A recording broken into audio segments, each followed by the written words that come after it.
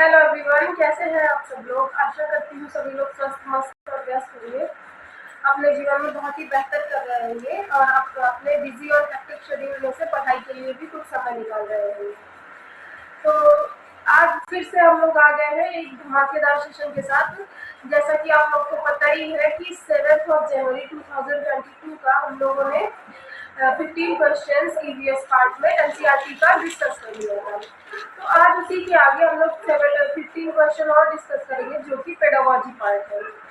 तो वीडियो में आगे बढ़ने से पहले अगर आपने अभी तक चैनल को सब्सक्राइब नहीं किया तो सब्सक्राइब कर लीजिए, वीडियो को लाइक और शेयर कर दीजिए। चलिए वीडियो में आगे बढ़ते हैं। ये क्वेश्चन नंबर 76 आपके स्क्रीन पर दिया गया है। इसका हिंदी पार्ट है, ये हिंदी में क्वेश्चन है। तो क्या दिया गया, प्राथमिक स्तर पर पर्यावरण अध्ययन की बाल केंद्रित प्रकृति किसके कारण है। कारण पूछ रहा है कि बाल केंद्रित प्रकृति किसके कारण होती है। पहला दिया गया है ए गतिविधि आधारित, क्योंकि गतिविधि आधारित मतलब एक्टिविटी करके बच्चे जो सीखते हैं उसका बड़ा महत्व है। से जो शिक्षा दी जा रही है उसको बहुत ही इफेक्टिव टीचिंग मेथड बोला जाता है। तो गतिविधि आधारित शिक्षा ये सही ऑप्शन हो जाएगा। जस्ट अ सेकंड, ये गतिविधि आधारित शिक्षा सही ऑप्शन हो जाएगा। फिर क्या दिया गया, रटना सीखना। रटना हमेशा से ही एक निगेटिव टैग वर्ड है, रटना हमेशा गलत होगा, इस वजह से ये गलत हो जाएगा। सी क्या दिया गया, पाठ्य पुस्तक आधारित शिक्षा। बच्चों को पाठ्य पुस्तक से नहीं जकड़ना चाहिए, उनको फ्री होके सब तरफ से सीखने देना चाहिए, ना कि पाठ्य पुस्तक ओरिएंटेड शिक्षा देनी चाहिए। इस वजह से ये ऑप्शन भी गलत हो जाएगा। डी दिया गया, सीखने के लिए स्कूल, घर और समुदाय की भागीदारी। बिल्कुल सही बात है। बच्चा सिर्फ अगर पाठ्य पुस्तक से नहीं सीखेगा तो सीखे कहाँ से, सवाल ये भी तो उठता है। तो वही बोला जा रहा है कि वो सिर्फ पाठ्य पुस्तक पे ही ना फोकस्ड रहे, ना डिपेंडेंट रहे पाठ्य पुस्तक पे। वो कहाँ से सीखे, स्कूल अपनी भागीदारी सुनिश्चित करे, घर अपनी भागीदारी सुनिश्चित करे, और जो समुदाय है वह भी बच्चे के सीखने में अपनी भागीदारी सुनिश्चित करे। तो ये बात सही है कि हर तरफ से भागीदारी सभी अपनी सुनिश्चित करें। तो इसमें बी और सी गलत है, हम देख रहे हैं, और बाकी ए और बी सही है। तो इसमें ये चौथा ऑप्शन इसमें सही हो जाएगा। ठीक है, आगे नेक्स्ट देख लेते हैं क्वेश्चन नंबर 77। ये इंग्लिश का क्वेश्चन है। The objective of environmental studies eight primary level is. Objective पूछ रहा है इन्वायरमेंटल स्टडीज का, 4 ऑप्शन दिए गए हैं। 76 में क्या दिया गया है, प्राथमिक स्तर पर पर्यावरण अध्ययन का उद्देश्य है। ये दिया गया है बच्चे को अपने स्वयं के सीखने पर प्रतिबिंबित करने के लिए प्रोत्साहित करना। ये बात सही है, बच्चे खुद सीखे, इस बात पर बच्चों को प्रोत्साहित करने के लिए एक उद्देश्य है। ये भी दिया गया, बच्चों को पर्यावरण समस्याओं को हल करने में सक्षम बनाना। ये बात भी सही है। फिर सी क्या दिया गया, बच्चों को नए ज्ञान का सृजन करने के लिए संलग्न करना। ये बात भी सही है, कुछ सिखाने के लिए ही तो, नए ज्ञान को बनाने के लिए ही तो उनसे ये सारी एक्टिविटीज कराई जाती है, इस वजह से ये भी सही हो जाएगा। डी दिया गया है, बच्चों को बच्चे के ज्ञान के एक निश्चित निकाय के प्राप्तिकर्ता के रूप में व्यवहार करना। ये गलत है, बच्चों की क्षमताएं असीमित होती है, उन्हें एक निश्चित क्राइटेरिया में नहीं बांटना चाहिए। इस वजह से ये ऑप्शन गलत हो जाएगा। तो ए बी सी सही है, डी गलत। तो ये चौथा ऑप्शन इसमें सही हो जाएगा। आगे देखते हैं क्वेश्चन नंबर 78 में क्या दिया गया, ये which of the following statement is true in relation of environmental studies eight primary level. आइए हिंदी में भी देख लें। प्राथमिक स्तर पर पर्यावरण अध्ययन के संबंध में निम्नलिखित में से कौन से कथन सत्य है। ये दिया गया है, पहला, पर्यावरण अध्ययन विज्ञान, सामाजिक विज्ञान और पर्यावरण शिक्षा की अवधारणाओं और मुद्दों को एकीकृत करता है। सही ऑप्शन है। पर्यावरण अध्ययन एक एकीकृत अध्ययन है, ही तो है। इसमें बच्चे सभी विषयों को, जैसे कि साइंस, सोशल साइंस, ईवीएस, ये सब अलग अलग नहीं पढ़ाया जाता। बच्चे को एक ईवीएस सब्जेक्ट दिया जाता है, इसी में सारा कुछ होता है। साइंस होता है, और ये जो सोशल साइंस पढ़ाया जाता है एसएसटी वो, और ये ईवीएस के टॉपिक्स, ये सारा कुछ एक ही बुक में होता है। इस वजह से ये एक इंटीग्रेटेड सब्जेक्ट कहा जाता है। तो ये बात सही है, एकीकृत करता ही है। दूसरा क्या दिया गया, रचनात्मकता विकसित करने के लिए केवल एक शिक्षण अधिगम पद्धति का उपयोग करना, ये गलत है। अब जब हमें पहला ही ऑप्शन सही मिल गया तो पता ही है बाकी के सारे ही गलत होंगे। तीसरा है ईवीएस पाठ्य पुस्तकें ही इसके सीखने के एकमात्र संसाधन, और मैंने बताया ही आपको कि पाठ्य पुस्तक ओरिएंटेड शिक्षा बच्चों को नहीं देनी चाहिए। चौथा क्या दिया गया, यह शिक्षण आधारित है, गलत है। तो मतलब सारे गलत है, इसमें पहला ऑप्शन सही हो जाएगा।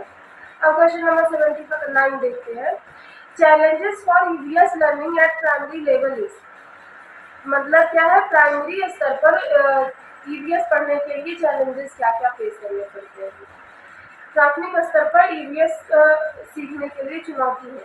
अब इसमें क्या क्या दिया गया है, पहला दिया गया रटना सीखना।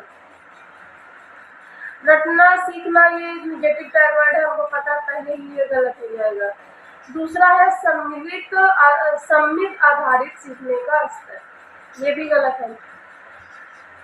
चौथा क्या दिया, अवधारणाओं का विवरण, ये भी गलत है। फिर चौथा क्या है, बच्चों को अपने लिए ज्ञान का निर्माण करने का अवसर देना।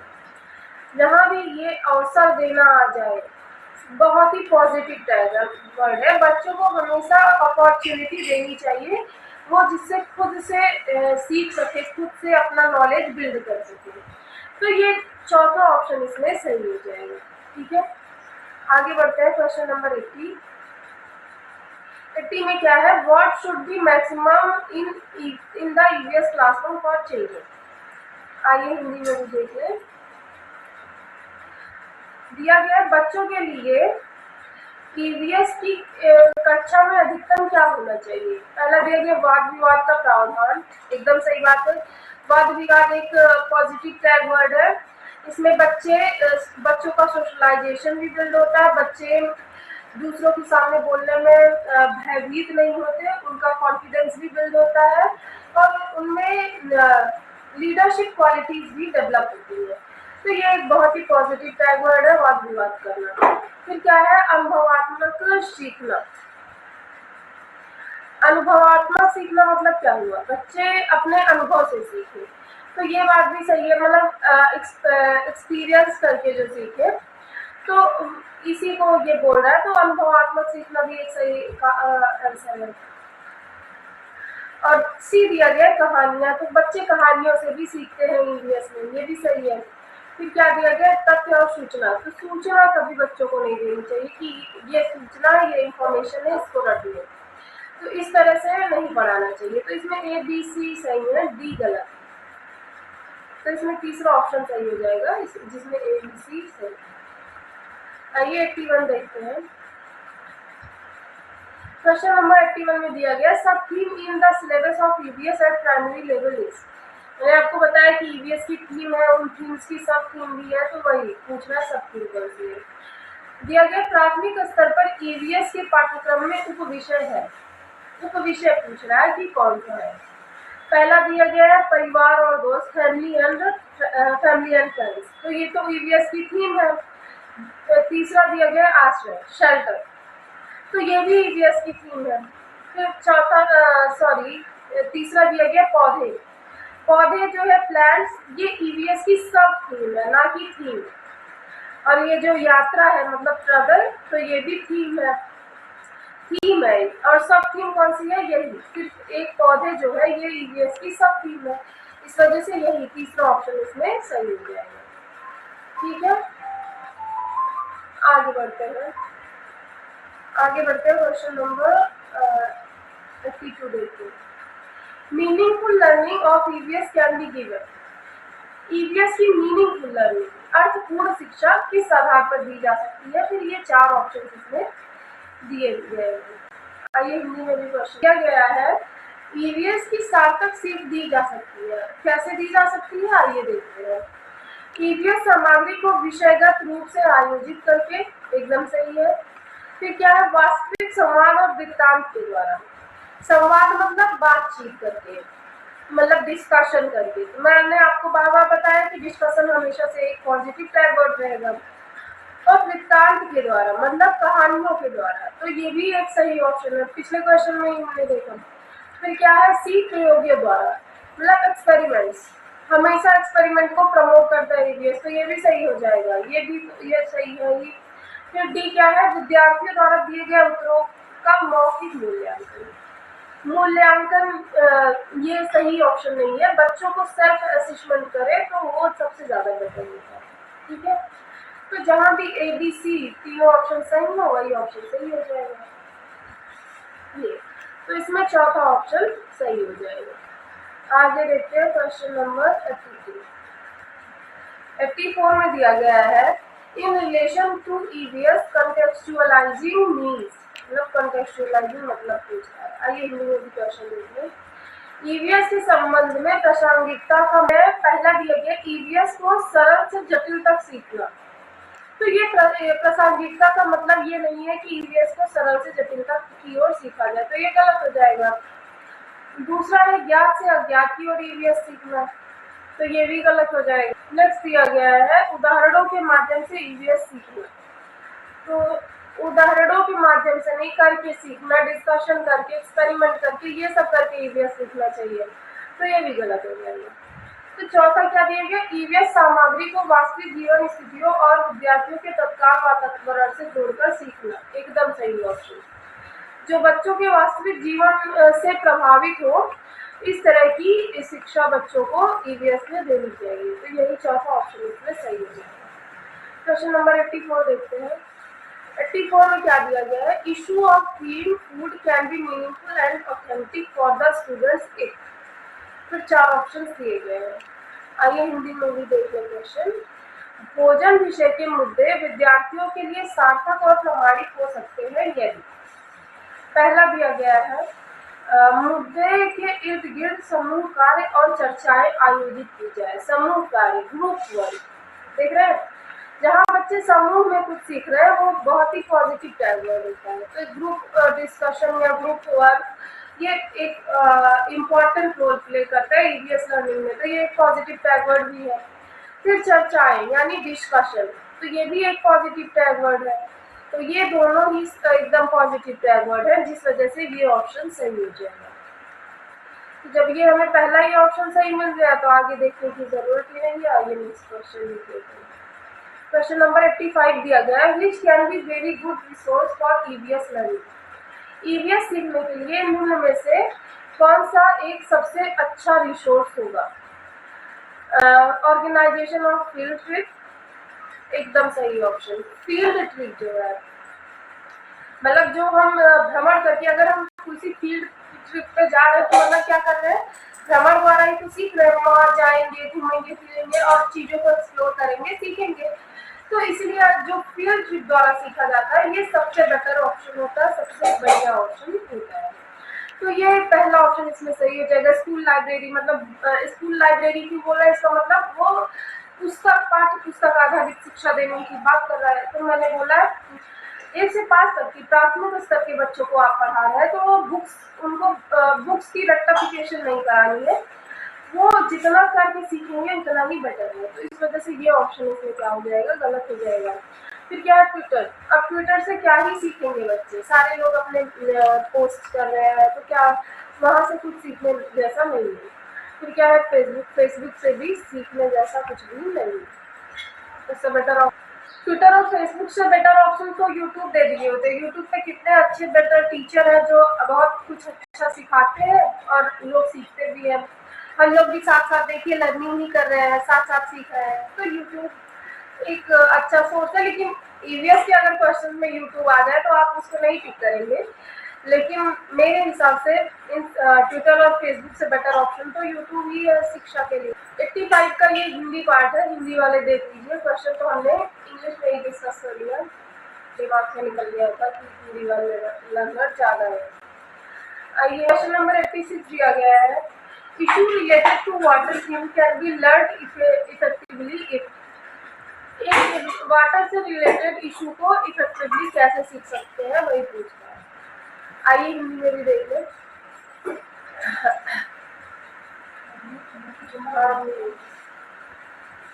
जल थीम से संबंधित मुद्दे को प्रभावी ढंग से सीखा जा सकता है। ये पहला दिया गया रोल प्ले आयोजित किया जाए। रोल प्ले भी एक बहुत ही इम्पोर्टेंट और पॉजिटिव टैग वर्ड है ईवीएस में, तो रोल प्ले एक सही ऑप्शन हो जाएगा। दूसरा क्या दिया गया, बी, बच्चों के बीच वास्तविक संवाद को प्रोत्साहित करती है। संवाद मतलब देख रहे हैं डिस्कशन, वाद विवाद, तो ये ऑप्शन भी इसमें सही हो जाएगा। फिर सी दिया गया संरक्षित क्षेत्र भ्रमण आयोजित की जाती है। क्षेत्र भ्रमण भी हमेशा से ये पॉजिटिव टैग वर्ड है, तो ये ऑप्शन भी सही हो जाएगा। फिर क्या दिया गया, बच्चों को निबंध लिखने के लिए कहते हैं, ये गलत हो जाएगा। आप जान लीजिए जहाँ बच्चों को थोड़ी सी मेहनत, थोड़ी सी एफर्ट डालनी पड़े, तो जान लीजिए वो ऑप्शन गलत ही होगा। और जहाँ तक ये पॉजिटिव टैग वर्ड और निगेटिव टैग वर्ड की बात है, तो अगर आपको नहीं समझ आ रहा होगा कि मैं क्या बोलना चाह रही, तो वो मैं एक अलग वीडियो बना दूंगी कि उसमें बताऊंगी कि पॉजिटिव टैग वर्ड क्या है और निगेटिव टैग वर्ड्स क्या है, जिसे देखते ही आपको निगेटिव टैग वर्ड है तो तुरंत गलत काट देना है ऑप्शन को, और अगर पॉजिटिव टैग वर्ड है तो वो ऑप्शन जरूर से सही होगा। तो ठीक, ऐसा मैं एक वीडियो जल्दी ही लाने वाली हूँ, ठीक है, तो आप लोग उसको जरूर देखिएगा। तो इसमें ए, बी और सी सही है, तो यही पहला ऑप्शन सही हो जाएगा। आइए नेक्स्ट देखते हैं क्वेश्चन नंबर 87। 87 में दिया गया है, if EVS text book contains real incident for the learning of EVS because, तो 4 ऑप्शन दिए गए हैं। आइए हिंदी में भी देख लें। ईवीएस पाठ्य पुस्तक में ईवीएस सीखने के लिए वास्तविक घटनाएं होती हैं क्योंकि ए दिया गया है, वे सीखने के समृद्ध स्रोत है, ये बात सही है, वे बहुत ही समृद्ध स्रोत है। बी दिया गया, वे बच्चों के लिए प्रासंगिक वातावरण प्रदान करती है, ये भी सही है, इन्वायरमेंट अच्छा करती है वो। सी दिया गया है, वे पहले की परिचित घटनाओं को फिर से देखने का अवसर प्रदान करती है, सही बात है। डी दिया गया, शिक्षक आसानी से ईवीएस के विषय को आसपास शिक्षण अभिगम प्रक्रिया का संचालन कर सकते हैं, ये डी ऑप्शन गलत हो गया। प्रक्रिया को संचालन कर सकते हैं आसानी से, ये तो ये गलत है इस वजह से, ठीक है।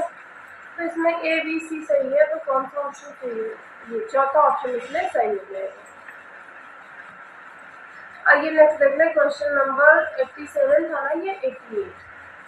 Focus of assessment on improving in learning is, मतलब लर्निंग इम्प्रूव करने के लिए सीखने में सुधार पर आकलन का बिंदु है। ए दिया गया है सीखने के लिए आकलन, और बी दिया गया सीखने का आकलन, सी दिया गया है सीखने के रूप में आकलन, और डी है औपचारिक स्थितियों से संबंधित आकलन। तो सीखने में सुधार पर आकलन का बिंदु है सीखने के लिए आकलन। सीखने के लिए अगर आप आकलन कर रहे हैं तो ये एक आकलन का सुधार बिंदु है, और हमेशा हमें सीखने के लिए ही आकलन करना चाहिए, ना कि बच्चों को क्रिटिसाइज करने के लिए या उन्हें इंसल्टेड फील कराने के लिए, ठीक है। तो इसमें ये सही हो जाएगा। 89 देखिए, peer assessment in EVS is, EVS में पीयर असेसमेंट क्या है, सहपाठी शिक्षा, ये क्या है, ईवीएस में सहपाठी आकलन क्या है, मतलब सहपाठियों द्वारा सीखना। ए दिया गया सीखने के रूप में आकलन, यही सही ऑप्शन है, सीखने के रूप में आकलन जो है वो एक सहपाठी आकलन है। बी दिया गया सीखने के बारे में आकलन, ये गलत है। फिर सी दिया गया है सीखने के परिणामों का आकलन, ये भी गलत है। फिर क्या दिया गया सीखने का आकलन, ये भी गलत। इसमें बस पहला ऑप्शन सही है, तो इसमें ये पहला सही हो जाएगा ए। आगे देखते हैं question number 89। An EVS teacher दिया गया है इंग्लिश में क्वेश्चन, इंग्लिश में दिया गया है an EVS teacher uses an assessment tool that collects not just the best but all kinds of child's work or activity done over a period of time. Teacher is using, teacher क्या use कर रही है यही पूछता है। 4 options दिए गए हैं, आइए हिंदी में भी देखते हैं। एक ईवीएस शिक्षक एक आकलन उपकरण का उपयोग करता है जो न केवल सबसे अच्छा बल्कि एक समय में बच्चे के सभी प्रकार के कार्य या गतिविधियों को एकत्र करता है। शिक्षक उपयोग कर रहा है पहला दिया गया रूब्रिक्स, दूसरा है पोर्टफोलियो। तो यही पोर्टफोलियो इसमें सही ऑप्शन हो जाएगा। इसमें क्या दिया गया है, उपकरण का उपयोग करें जो न केवल सबसे अच्छा बल्कि समय में बच्चे के सभी प्रकार के कार्य गतिविधि। और पोर्टफोलियो क्या होता है, पोर्टफोलियो में बच्चों के सभी प्रकार के कार्य गतिविधि, चाहे वो पॉजिटिव हो, बच्चों के अचीवमेंट हो, या बच्चे ने जो असफलता हासिल की है, या बच्चों की जो सफलता है, जिस फील्ड में बच्चों का इंटरेस्ट है, खेलना कूदना, पढ़ाई लिखाई, सब कुछ एक पोर्टफोलियो में लिखा हुआ होता है। और उसी से जो आकलन कर रही है शिक्षक, उसका उपयोग कर रहा है, वो क्या है, वो पोर्टफोलियो ही है। यहाँ पे हमारे ईवीएस के क्वेश्चंस खत्म होते हैं, लैंग्वेज आ गया। तो आज की वीडियो में इतना ही। वीडियो में अगर अब तक बने हुए हैं तो इसके लिए बहुत बहुत धन्यवाद। और अगर आप अभी तक वीडियो में बने हुए हैं तो हम समझ सकते हैं कि आप अपनी पढ़ाई के लिए कितने सीरियस हैं। इसी तरह से कंटिन्यूटी आप लगातार बनाए रखिए। आप जरूर ही सीटेट जो अगस्त में एग्जाम होना है 20 अगस्त को, इसमें बहुत ही बेहतर परफॉर्म करेंगे। हमारी बेस्ट विशेष भी आपके साथ। और अगर अभी तक चैनल को सब्सक्राइब नहीं किया है तो सब्सक्राइब कर लीजिए, क्योंकि आपको सीटेट से रिलेटेड ऐसे ही इंफॉर्मेटिव वीडियोस आपको इस चैनल पर लगातार मिलती है। इस वीडियो में इतना ही। धन्यवाद। मिलते हैं नेक्स्ट वीडियो में। तब तक के लिए जय श्री राम।